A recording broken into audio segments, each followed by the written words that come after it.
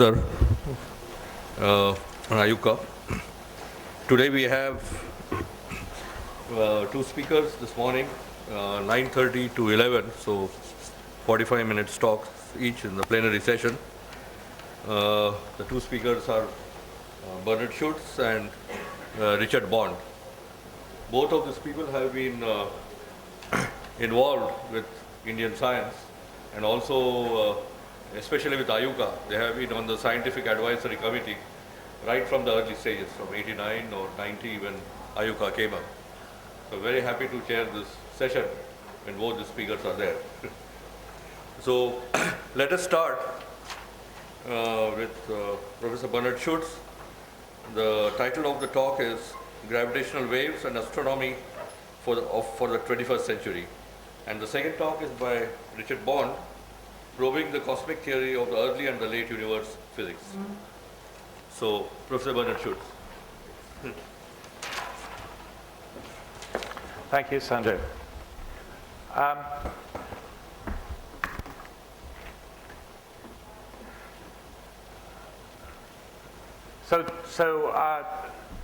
There's been a lot of discussion of gravitational waves at this meeting, appropriately because of the LIGO India project that we hope will be confirmed sometime in the next few months and then greatly contribute to the worldwide effort to detect gravitational waves.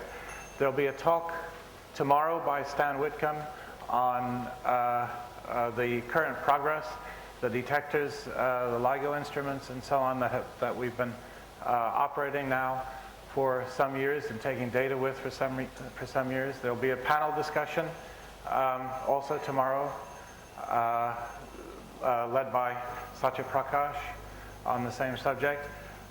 It's my great privilege to introduce the subject. We also had a parallel session, of course, early in the meeting, and there were lots of posters, so I'm sure that a lot of you have had a chance to hear the issues that we're talking about in the gravitational wave field. It's my privilege today to talk about the astronomy we expect to do when we put the advanced detectors into operation in a few years and enlarge the network of advanced detectors by adding LIGO India particularly, and also as we expect a detector in Japan. So there's a lot of science to be done by this network. It's all 21st century astronomy, and so that's the title of my talk, and that's where I'm going with it. But first I want to just remind us how long the road has been to get to the present situation, because Joe Weber built the first gravitational wave detector back in the 1960s with a sensitivity, as I put on this slide, which one could generously estimate at 10 to the minus 16, possibly even he was starting around 10 to the minus 14.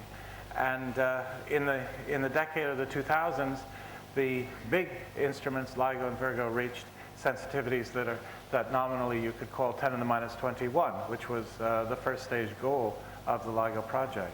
That's a long development cycle. I don't know of any parallel, any other field of astronomy or physics which has had to develop so many, had to improve its sensitivity by so many orders of magnitude over such a long period of time without a single positive detection.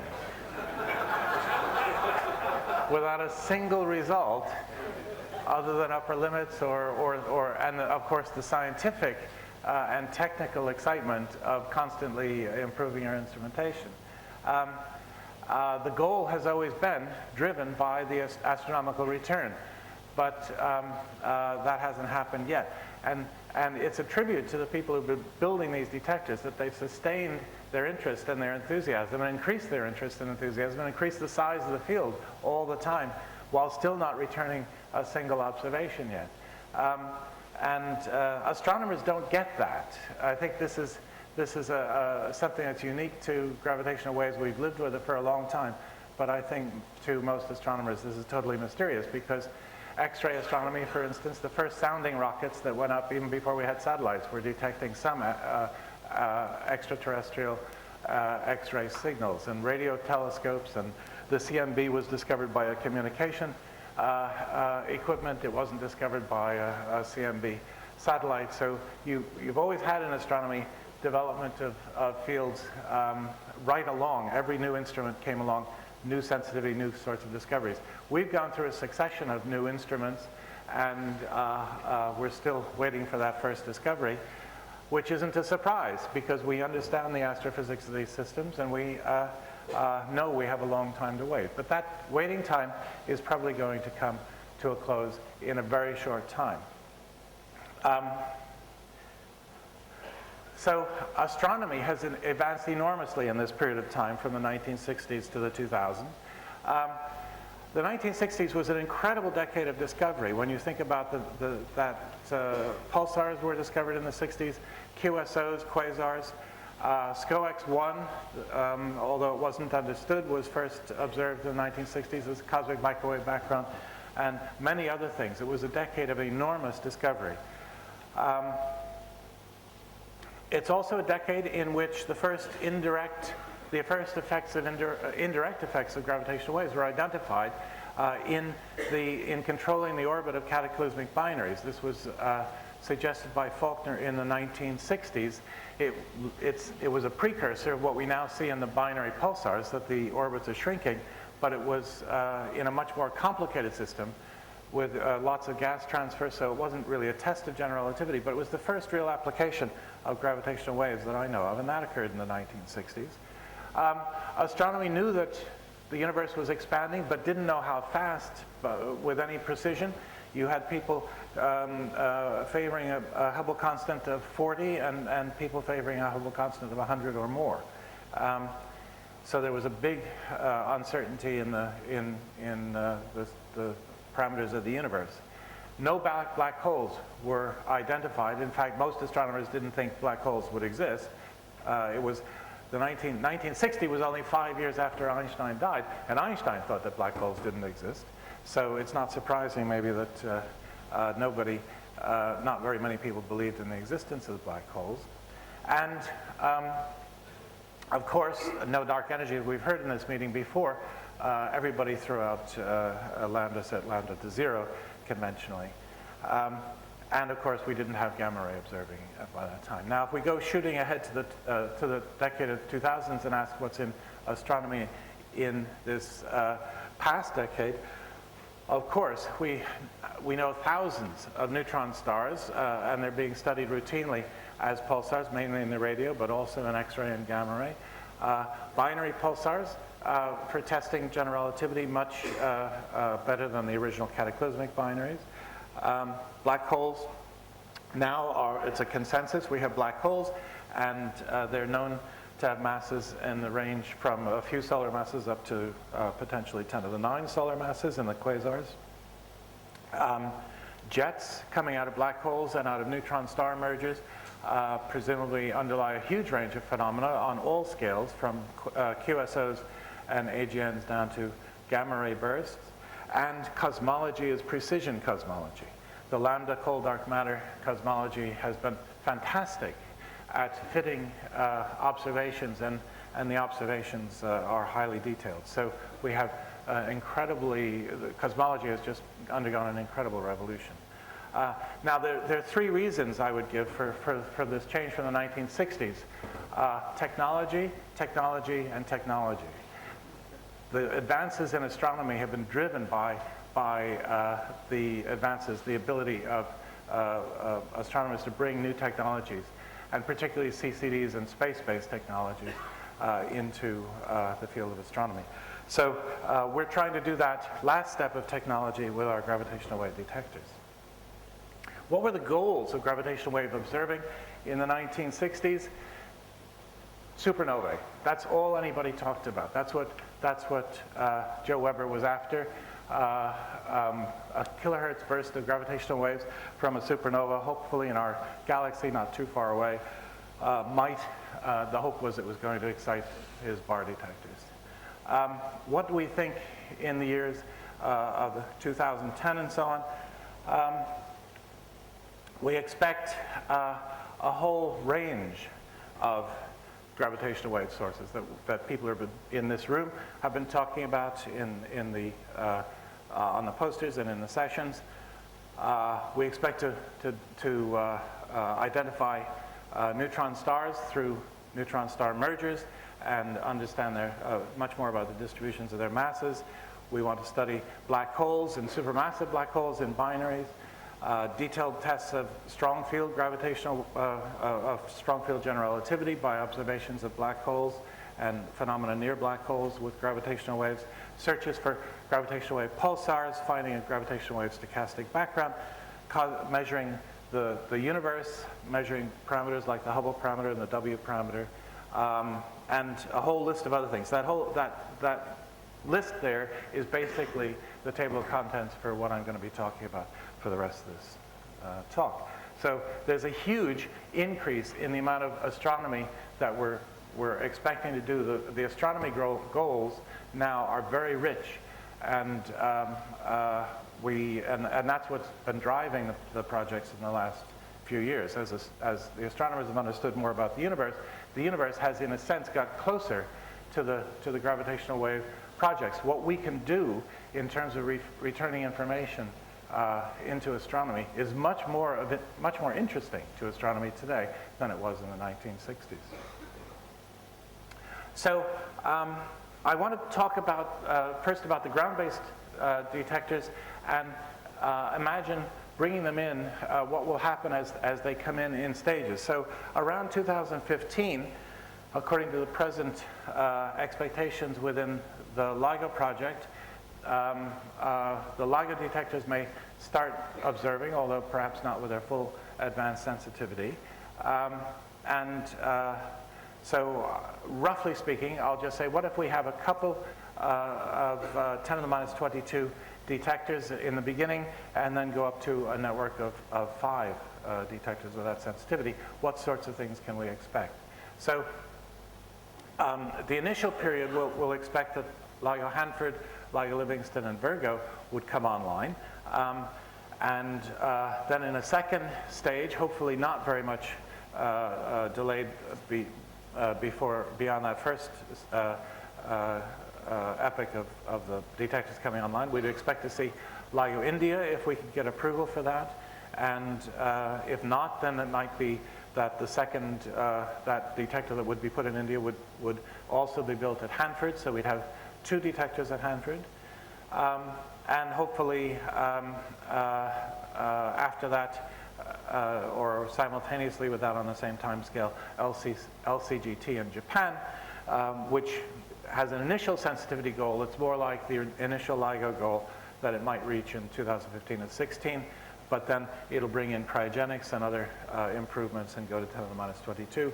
And so it might be that by around 2020, we could be seeing a full 5 detector network operating. And that's the sort of standard network that I'm going to be talking about in terms of what is the science that we can hope to get to.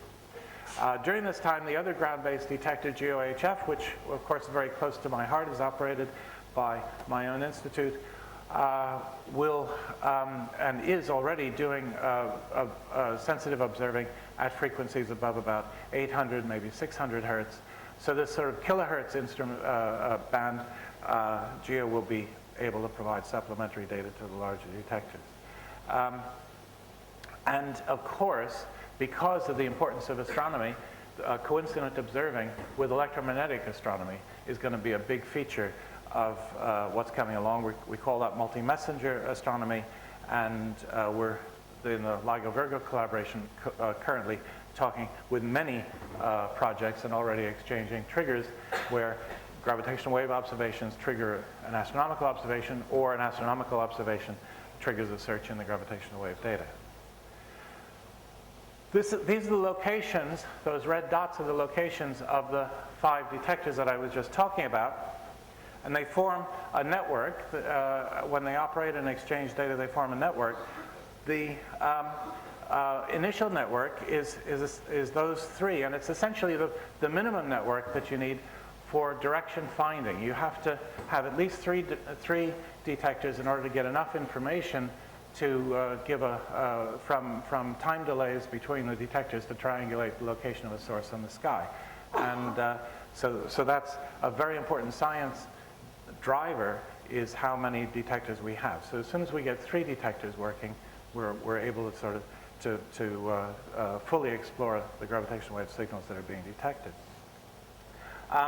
The baselines are important because essentially the resolving power of this telescope, this network of detectors, is set by the same criterion as you would for any optical or radio telescope. You look at the size of the aperture, the separations of these detectors, and divide by the wavelength of the gravitational wave. In time units, the distance between Hanford and Livingston is about 10 milliseconds, and the gravitational waves that we're looking at from ground are in the frequency range of best sensitivity around 100 hertz, and that means timescale periods of about 10 milliseconds. And so that's basically one wavelength of the gravitational wave. So that's not a tremendously good baseline for resolving directions. In this initial network, the best baseline is 27 milliseconds, and that's like of order 3 wavelengths. If we can extend and get India involved, then of these 5 detectors, the longest baseline is between Livingston and India, and that's about 38 milliseconds. And that makes, again, an improvement in the sensitivity, in the direction finding. Now, the direction finding, as with any optical telescope, within what's called the point spread function of an optical telescope, you can localize a strong source much more accurately. And that's also true in gravitational waves. The resolving power is not the limit. It doesn't give you the limit. It's the starting point for understanding what angular accuracy you have, but it improves with your signal to noise.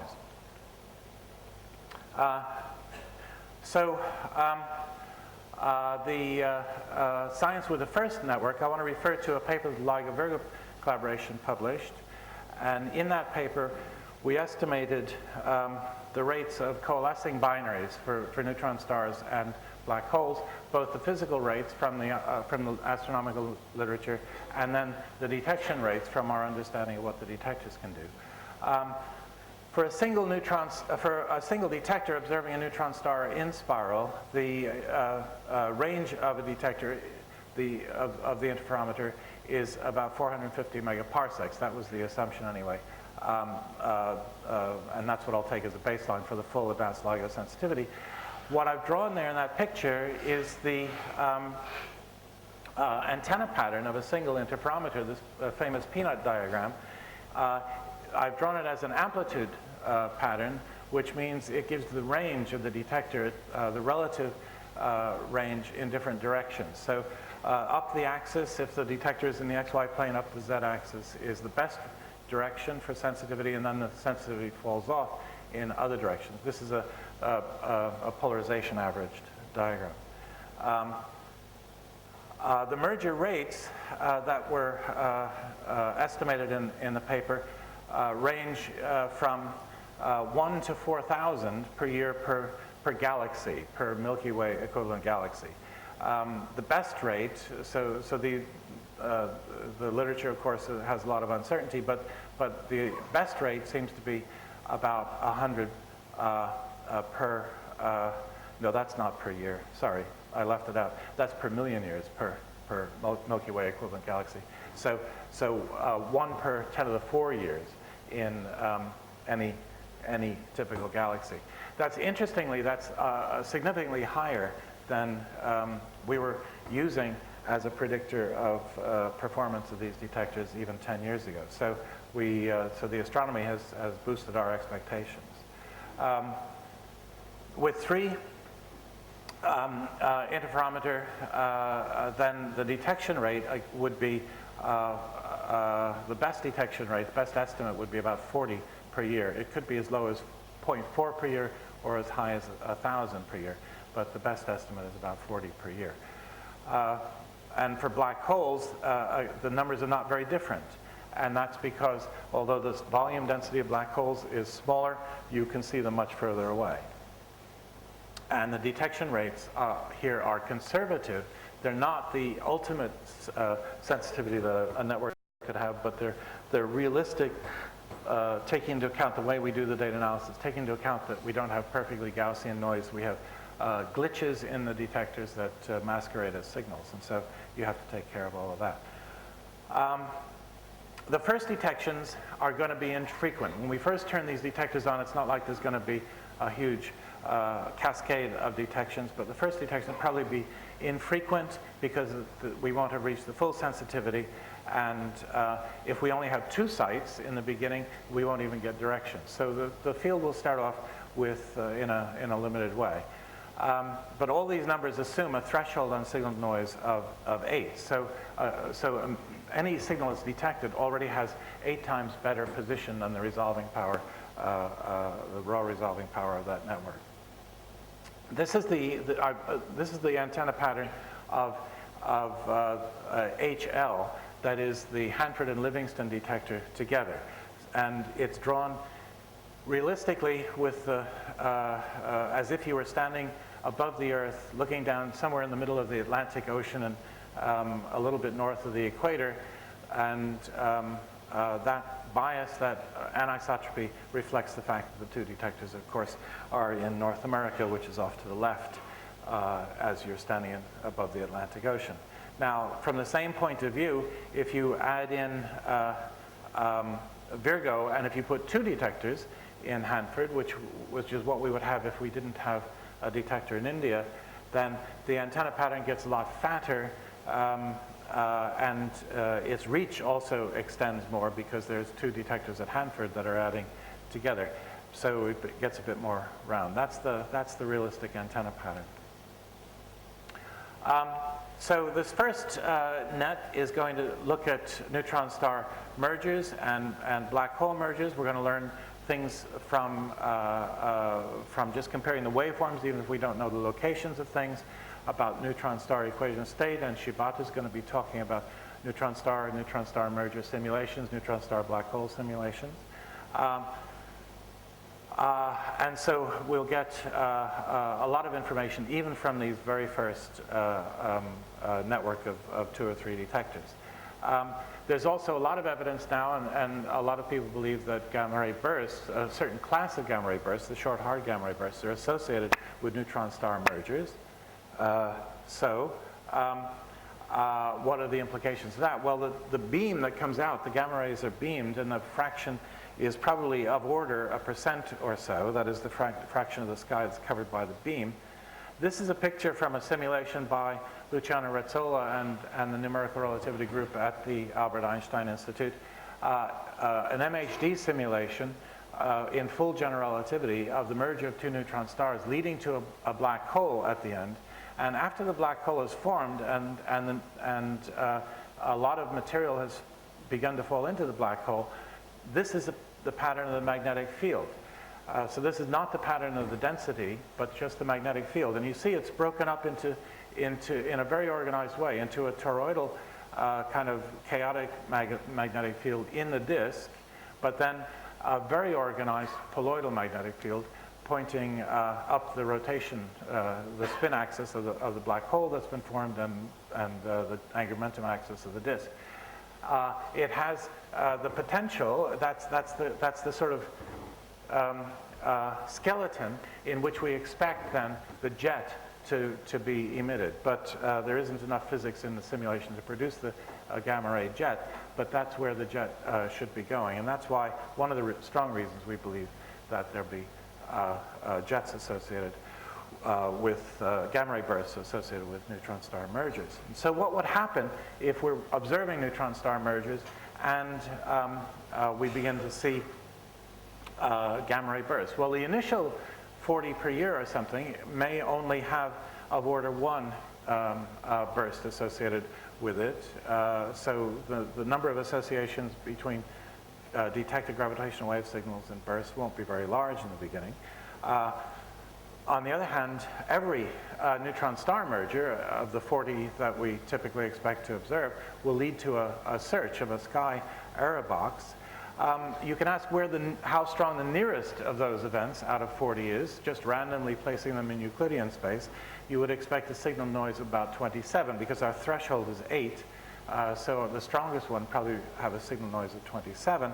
And for that one, the best error box, the resolving power of this network that I showed you would be of order a degree.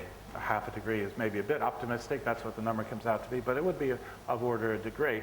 And that would mean that you'd have a good chance of finding at least the nearest one, even if you don't have a gamma ray burst for it, localizing it, finding something in the sky associated with the afterglow. So that'll be an interesting follow-up right away from the early detections, the first year or so.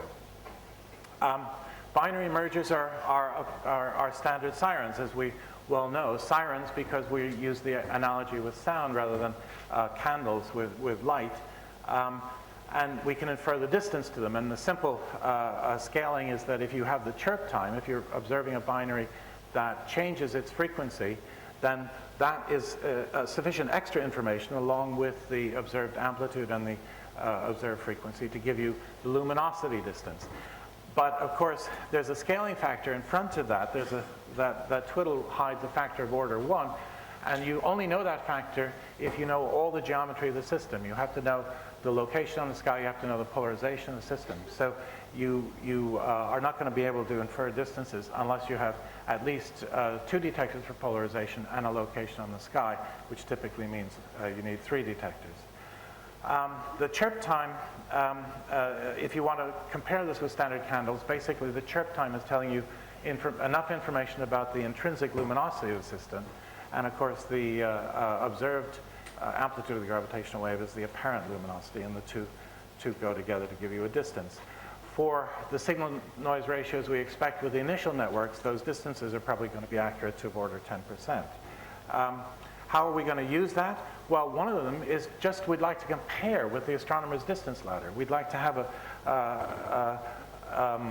a burst localized in a galaxy and be able to use the tools that astronomers use in the optical to measure distances and to try to compare those two. In any one case, it'll be only 10% accurate, but averaged over 40 or 50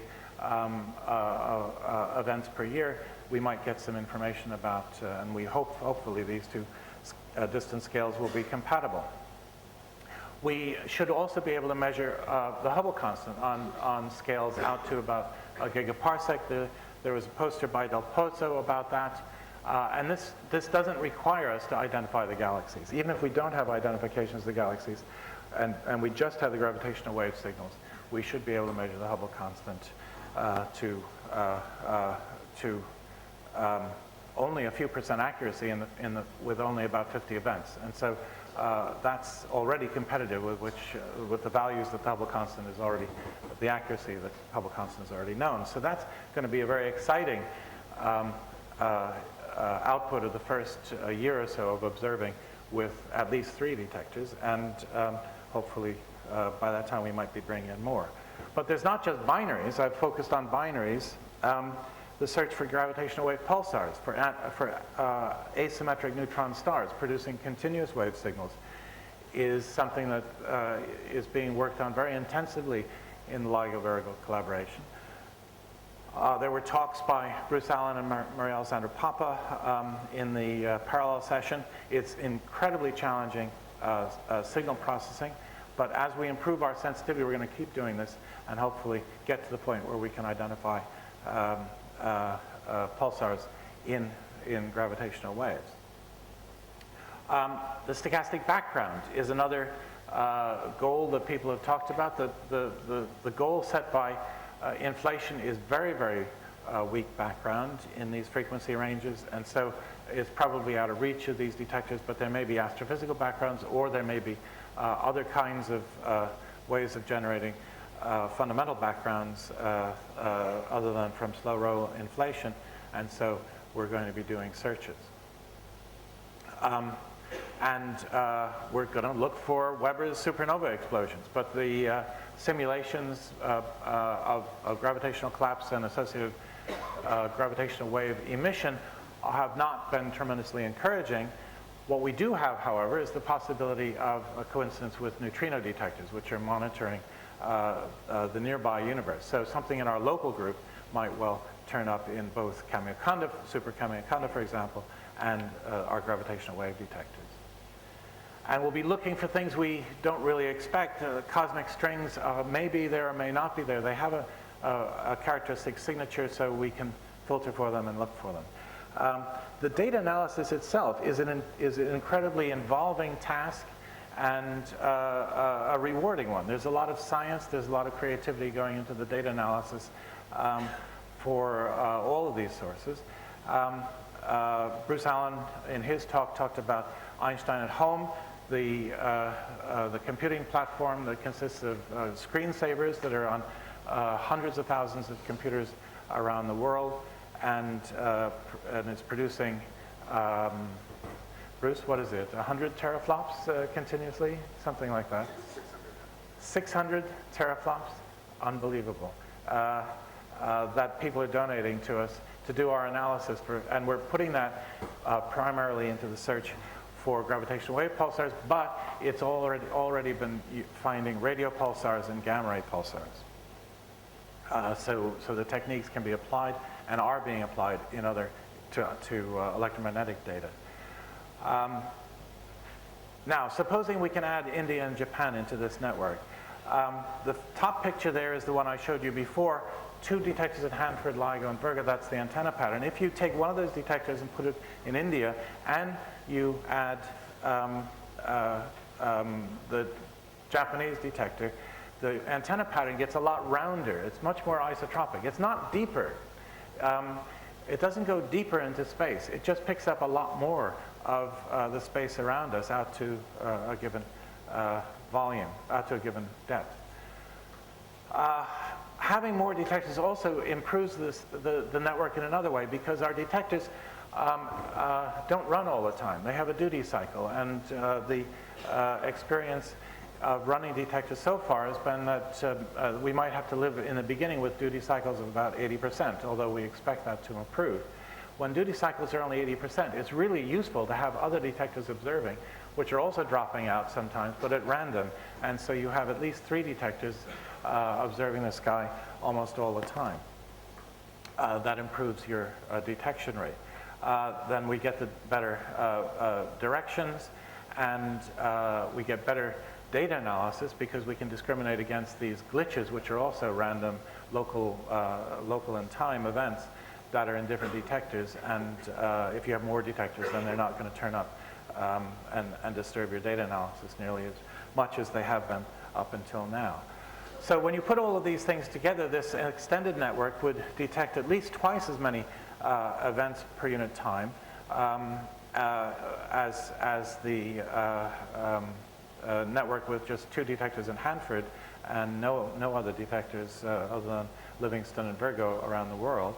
And that is partly antenna pattern and partly better data analysis. The data analysis, that's the antenna pattern. The data analysis adds another factor of 2 probably over the other network. And therefore, it's not unreasonable to think that instead of 40 events per year, we might be able to detect upwards of 150 to 200 neutron star mergers per year with this extended network. Now, if you've got that kind of event rate, that qualitatively changes the kind of science that you can expect to do. We would expect to pin down the neutron star mass function. We would be able to, from repeatedly looking at different merger signals, begin to unravel the signal from the early stages of mergers before shocks come in. There's 2 kinds of equations of state for neutron stars. There's the hot equation of state after they've shocked, and that's the equation of state also that is relevant when neutron stars are being formed inside supernova cores. But also there's the cold equation of state, which is what governs the typical neutron star pulsar. The cold equation of state, if you can unravel the gravitational wave signal before shocking occurs, as the 2 stars start to merge together, then you get information about the cold equation of state. Then we also should be able to understand not just the equation of state of these neutron stars, but there are some things about their interior structure, and they have fascinating physics inside with superfluidity, superconductivity, maybe very strong buried magnetic fields, and so on. Lots of coincidences with gamma ray bursts. if short hard gamma ray bursts are associated with neutron star mergers. Because the gamma ray beaming is along the axis, and that's also the direction of strongest radiation from, of gravitational radiation from a binary merger, there's a happy coincidence. So the number of events that we expect to see in coincidence with gamma ray bursts is about 3 times larger than random because of that added sensitivity, the added strength of the gravitational radiation when the beam is being toward us. But if we see a gamma ray burst, we also should, is it all right? That's the amount of time I have? Oh, I should get faster. We should see 50%, we should be able to lower our threshold for gravitational wave detection. So we might get actually a lot more coincidences between gravitational wave detectors and gamma ray bursts. Well, I'm going to skip over the other consequences of that science, and I want to say a few more things about it, but realistically we're not going to get money for that until we first detect gravitational waves. It's an underground telescope with lots of new technologies, very, very challenging. We would like to see this happen at least in 2 places, let's say North America and Europe, and probably observing should still involve the older instruments, the current advanced LIGO instruments. And you can do things, this is, I'm sorry the way this came out, this is meant to be a comparison of, let's see, what you can do with neutron star mergers in terms of measuring the Hubble constant out to distances of redshift of about 2, the green is Bob Kirshner's supernovae, and the red is what we expect we would do with a 3rd generation gravitational wave detector. So they're competitive, and it would be a big contribution to studies of the universe, and also studies of the early evolution of black holes and neutron stars. So I'll skip over that. I do want to mention that we do pulsar, we expect to be doing pulsar timing studies at very low frequencies of nanohertz. There's 3 collaborations around the world. Australia, USA, and Europe have their own collaborations, and they're beginning to collaborate with one another. And they're hopeful of reaching sensitivities at least able to see some sort of stochastic superposition of radiation from massive binaries by the end of this current decade. And maybe we'll be able to study individual signals too. I don't want to finish the talk before talking about what's going on in space, and I'm sure a lot of you are wondering what's happening with the LISA project as well. The motivation is to get away from the gravitationally noisy space, just as you have to do that in astronomy to get above the atmosphere. You have to get well away from the Earth in order to be able to observe below about 1 hertz in gravitational waves. LISA has long been the flagship project as a collaboration between ESA and NASA, but NASA had to withdraw because of funding problems. And so I'm going to skip over what we knew about LISA. It's been studied to great detail, and we're building in Europe, we're building LISA Pathfinder for launch in a couple of years. Hardware already exists. Most of it has already been tested and is in mothballs. It's essentially ready to go, waiting for the launch. So we understand how to build this technology, and we just need to get the project together and the approval from Europe to do a Europe-only LISA project, which we're calling ELISA, and which the European Space Agency is calling NGO, the New Gravitational Wave Observatory. So we don't even agree yet on what the name of this thing should be. LISA, of course, has had high priorities in every review that it's had. NASA dropped out, but we now have redesigned it using resources available only in Europe, and we've been able to get sufficient resources to do what is effectively about 80% of the original LISA mission. That is to fund about that would be about 80% of what would cost Europe to do the full LISA mission. So Losing NASA hasn't been a disaster. We've had the descope, but we haven't had catastrophically the descope. We've just been able to reuse LISA Pathfinder technologies and change a few things.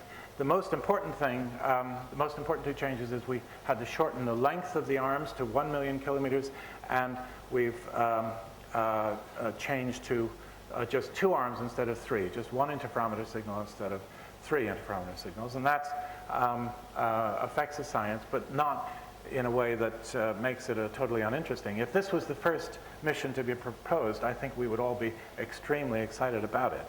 I want to tell you just a little bit about ELISA. I should say we don't really know what the selection procedure is within ELISA yet. Those of you who remember the LISA sensitivity curve will remember it's shifted relative to the red curve a little bit to the left and a little bit down. Down means better sensitivity, left means lower frequencies. We're now at higher frequencies, a bit higher, because we have shorter arms. And we've lost a little bit of sensitivity, but it's still, there's a huge amount of science that's going to come out. And we still do a lot of white dwarf binaries, identify thousands and thousands of white dwarf binaries in our galaxy, tens to hundreds of extreme mass ratio events in the galaxy. There are mergers of black holes, and looking at the star clusters in the centers of galaxies and so on. All of those things are going to be possible with ELISA. Very good measurements, high precision measurements of masses and spins of black holes, of distances to black holes out to redshifts of order 1 with 4% accuracy. That's an extraordinary ability for a single object to measure distances, and lots of relativity questions. Particularly, I want to show you one. The black hole science is just so exciting. Kip talked about. Kip showed you one of these simulations, which I'm going to. I hope it's going to come up. Where is it? There it is. This is the RIT simulation by Manuela Campanelli and her group of the 2 black holes bobbing up and down, and then after the merger shooting off with a very high speed in one direction.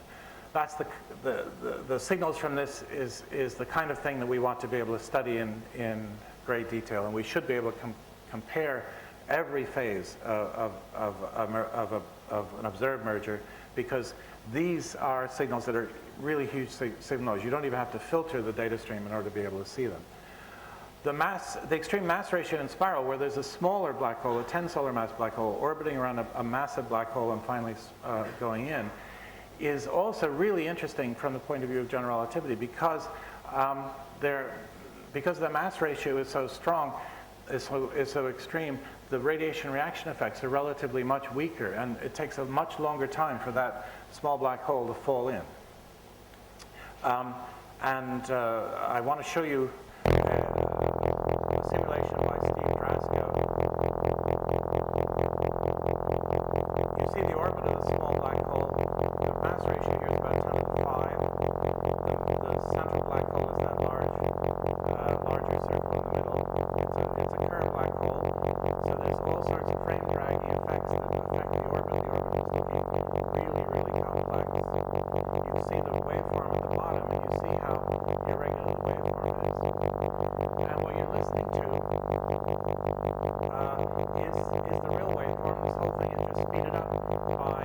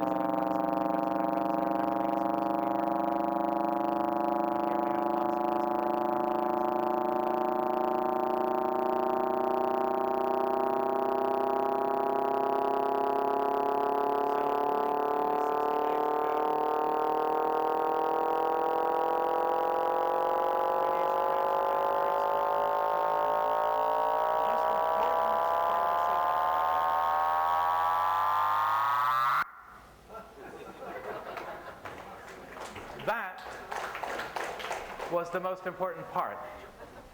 Because that's the proof. The fact that it stopped so quickly is the proof that there was a horizon there. If it was some sort of fluffy boson star or something in the middle, it would still continue. The signal would still continue. The fact that it cuts off, bang, like that is going to be our best proof of all that horizons really are horizons, that black holes really have that. So I'll stop there. Yeah, okay.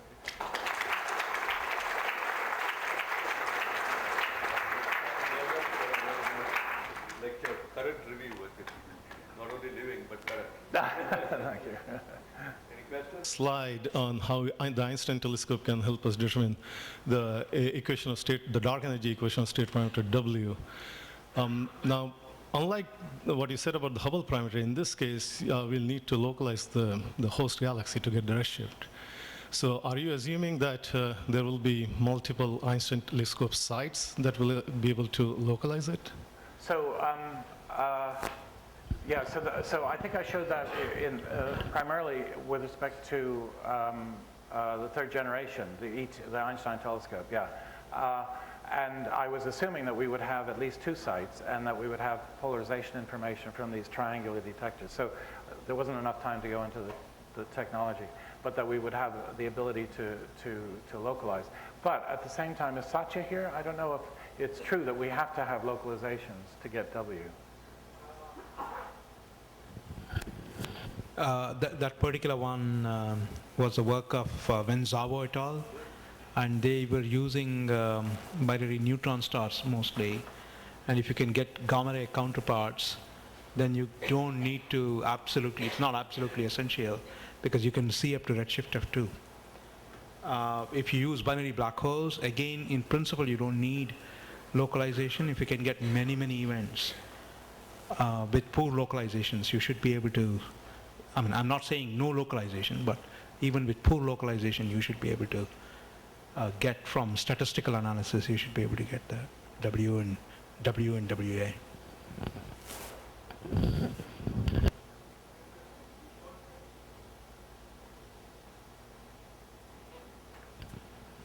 Merger of two black holes in which the resultant black hole moves off in one particular direction. So two related questions. One is what is typical velocity of this, and the related question is that if you instead of black holes, if you take neutron stars, no, could this kind of thing have some implication on the peculiar pulsar velocities? That particular thing isn't the peculiar velocities of the pulsars, I think. That will come from a hydrodynamic asymmetry. It's a similar effect, but it would be in the hydrodynamic momentum release and the asymmetry of the hydrodynamics. But the typical velocities are of the order of a few hundred kilometers per second. What that simulation showed was a velocity of 2,000 or more kilometers per second. And to get that, you have to have a very special initial geometry, initial arrangement of spins that are strong, but also in the equator of the in spiral.